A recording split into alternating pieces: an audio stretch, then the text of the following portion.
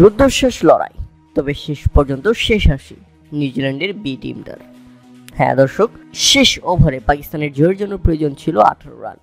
তীরে প্রায় চলেই এসেছিল পাকিস্তান দল, তবে শেষ বলে জয়ের জন্য লাগতো একটি ছক্কা। তাই তো খেলা জমিয়ে তুলেও শেষ রক্ষা করতে পারল না পাকিস্তান দলে ফেরা ইমাদ ওয়াসিম। লাহোরের রুদ্ধশ্বাস চতুর্থ টি-20 ম্যাচে পাকিস্তান নিউজিল্যান্ডের কাছে হেরে বসলো 4 রানের ব্যবধানে। এই জয়ে 5 ম্যাচের টি-20 সিরিজে 2-1 ব্যবধানে এগিয়ে গেল কিউইরা। পাকিস্তানের সামনে লক্ষ্য ছিল 179 রানের। কেননা প্রথমে ব্যাটিং করতে নেমে নির্ধারিত 20 ওভারে 7 উইকেট হারিয়ে 178 রানের লক্ষ্য দাঁড় করায় নিউজিল্যান্ড। দলের হয়ে সর্বোচ্চ টিম রবিনসন খেলেন 36 বলে 51 রানের দুর্দান্ত ইনিংস। আর জবাবে ব্যাটিং করতে নেমে ব্যর্থ ছিলেন বাবর আজম।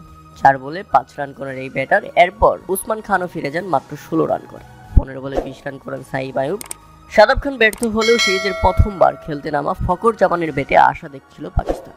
তিনি 18তম ওভার পর্যন্ত ক্রিজে থেকে খেলা টেনে নিয়ে যান, কিন্তু 45 বলে 4 বাউন্ডারি ও 3 ছক্কায় 61 রান করে ফকর জামান ফেরার পর ম্যাচ হেলে পড়ে নিউজিল্যান্ডের দিকে।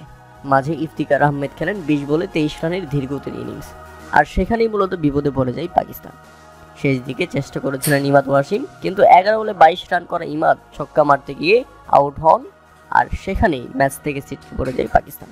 অথচ এই নিউজিল্যান্ড দলটাকেই পাত্তা দিতে চায়নি পাকিস্তান টিম, কেননা নিউজিল্যান্ডের তারকাবিহীন ক্রিকেটাররা পাকিস্তানের বিপক্ষে টি-20 সিরিজ খেলতে নেমেছে। শুরুর ম্যাচটাতে তেমন চিত্র দেখা গেলেও পরপর দুটি টি-20 ম্যাচে ব্যাক টু ব্যাক পাকিস্তানকে হারিয়ে চমকে দিয়েছে নিউজিল্যান্ডের এই তরুণ টিমটি।